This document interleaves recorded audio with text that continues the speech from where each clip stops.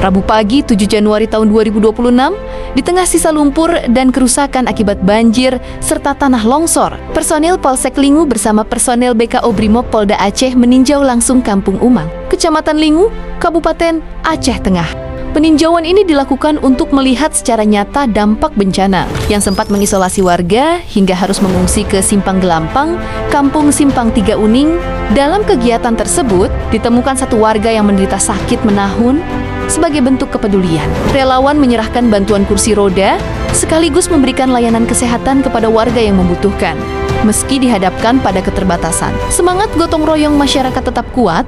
Warga berupaya membuka akses jalan agar dapat dilalui kendaraan roda 2. Seraya berharap percepatan perbaikan dari pemerintah daerah dengan penurunan alat berat.